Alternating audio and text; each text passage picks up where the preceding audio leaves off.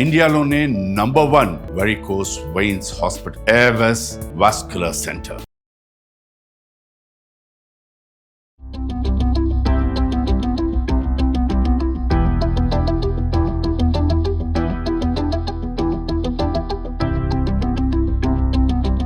Suman TV ప్రేక్షకులందరికీ వినాయక చవితి శుభాకాంక్షలు.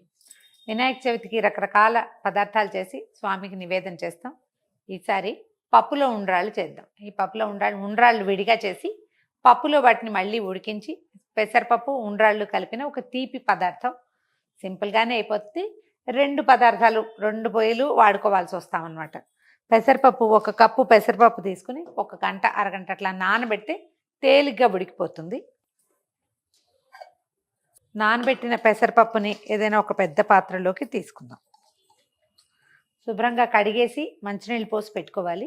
ఈజీగా ఉడుకుతుంది. అప్పుడు ఎక్కువసేపు ఉడకాల్సిన అవసరం ఉండదన్నమాట నానిపోతే.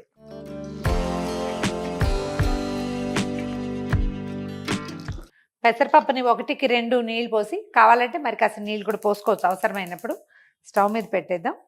ఇది ఒక మీడియం ఫ్లేమ్ మీద పప్పును ఉడకనిద్దాం నిదానంగా. ఈ లోపల మనం ఉండ్రాళ్ళు చేసుకుందాము. 1 కప్పు చిన్న కప్పు తీసుకున్నానండి. ఇప్పుడు పెసరపప్పు ఎంత వేసానో అందులో సగమే బియ్యపిండి, ఇంకా కొంచెం తగ్గు చేసినా కూడా బాగానే ఉంటుంది. 1/2 కప్పు అయినా సరిపోతుంది. ఒక చిన్న కప్పు తీసుకుందాం. చిన్న కప్పు బియ్యపిండి తీసుకున్నాను. దీనికి ఏంటంటే అందులో సగమే నీళ్లు పెట్టుకోవాలి మనం. మామూలుగా మనం అప్పాలు అవి చేస్తాం కదా, అప్పాలు చేస్తాము, తర్వాత అరిసెల పిండి చేస్తాము, చలిమిడి చేసుకుంటాము. అలాంటప్పుడు ఏం చేస్తాము, మామూలుగా 1 గ్లాసు, 1 కొలత ఏదైతే బియ్యపిండి ఉందో అందులో 1/2 కంటే కొంచెం ఎక్కువ, 1/2 కంటే తక్కువే నీళ్ళు పోసుకుంటాం మనం అది పదార్థం చేసుకోవడానికి. దీనికి కూడా ఇంచుమించుగా అంతే. అయితే ఏం చేయాలంటే కొంచెము ఈ ఉండ్రాళ్ళల్లో కూడా వట్టిపిండి పచ్చిపచ్చి అంటే చప్పగా లేకుండా కొంచెం బెల్లం వేస్తే ఉండ్రాళ్ళు కూడా కొద్దిగా తీపి ఎక్కుతాయి.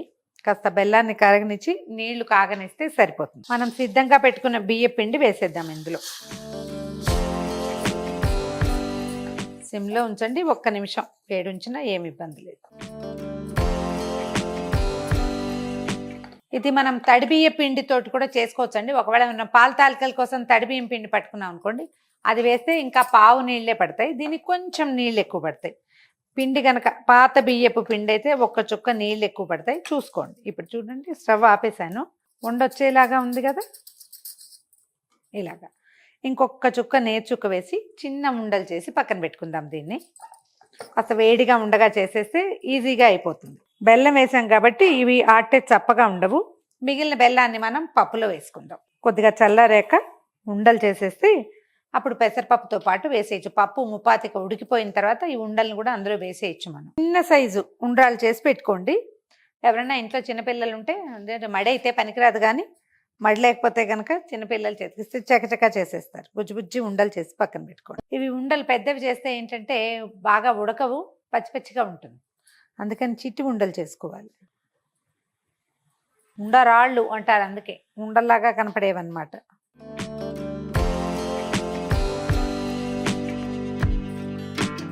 పప్పు మెత్తగా ఉడికిపోయింది చూడండి. మనం నానబెట్టడం వల్ల ఇంకా కొంచెం క్విక్గా కూడా ఉడికింది. ఇది ఇంత చిక్కగా ఉంటే మనకు కుదరదు. కనీసం 1 గ్లాస్ నీళ్ళు పోసేయండి ఇందులో. ఇంకొంచెం ఉడుకు పట్టనిద్దాం, ఎందుకంటే ఇది చూడండి చిన్న రవ్వ రవ్వగా ఉందనిపిస్తుంది. నీళ్ళు పోసాక ఇంకొంచెం ఉడకనిస్తే ఇప్పుడు పప్పు బాగా కలిసిపోతుంది.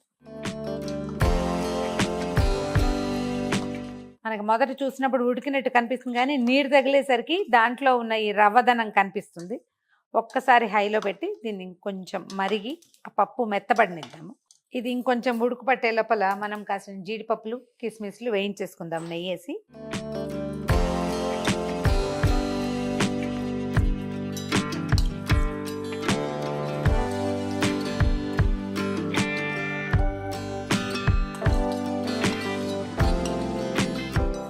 పప్పు దాదాపుగా ఉడికిపోయిందండి. 1 కప్పు పప్పుకి ఇంచుమించుగా కప్పు బెల్లము పట్టేస్తుంది. మీరు అంత తీపి తినలేము అని అనుకుంటే కొంచెం తగ్గించుకోండి. బెల్లం వేసేసి ఒక్కసారి తెరలనిద్దాము. కొంచెం అరేంటి గడ్డలుగా ఉంటే కాస్త టైం పడుతుంది. ఒకవేళ మెత్తటి బెల్లం అనుకోండి తొందరగానే అయిపోతుంది. దీంతో పాటు ఏం చేద్దామంటే మనం ఉండలు చేసి పెట్టుకున్నాం కదా, ఈ ఉండ్రాళ్ళను కూడా ఇందులో వేసేద్దాం.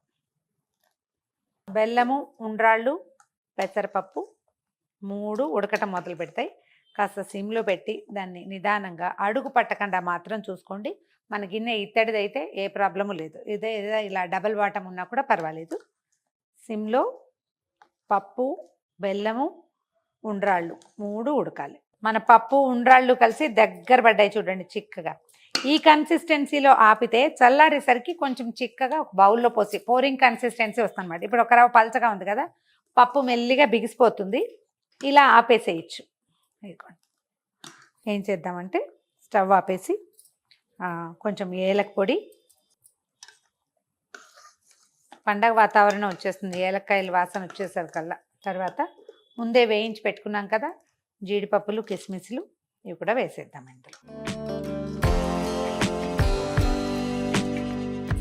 ఈ ఉండ్రాళ్ళు పెసరపప్పు తర్వాత బెల్లంతో కలిసి ఉడికి చక్కగా ఉంటాయి. దీనికి ఒక పాయింట్ ఒకటి ఉందండి. కొబ్బరి, ఫ్రెష్ కొబ్బరి ఉంటే కొబ్బరి పాలు తీసి ఒక చిన్న కప్పు పాలు కనుక పోస్తే మరింత రుచిగా ఉంటుంది. పాలు పోయకపోయినా కూడా ఇది పాయసం లాగానే ఉంటుంది, బాగుంటుంది. ఒకవేళ మీ చాయిస్ పాలు కనుక అయితే మామూలు పాలు పోసుకోవచ్చు, ఇది దింపేశాక పోసుకోవచ్చు.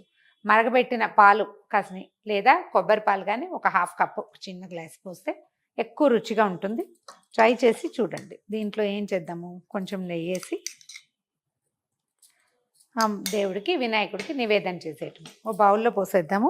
మనం ఆపిన 5 నిమిషాలకే ఇది చిక్కబడిపోయింది చూడండి.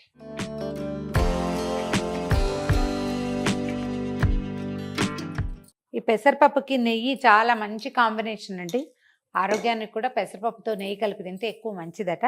ట్రై చేసి చూడండి. పప్పులో ఉండ్రాళ్ళు వేడివేడిగా ఉంది. 1 గంట పోయేసరికల్లా చక్కగా చల్లారి చిక్కబడిపోతుంది. ఎక్కువ రుచిగా ఉంటుంది. వినాయకుడికి ఇష్టమైన ప్రసాదాల్లో ఇది కూడా ఒకటి. కొన్ని ప్రాంతాల్లో విరివిగా చేస్తారు.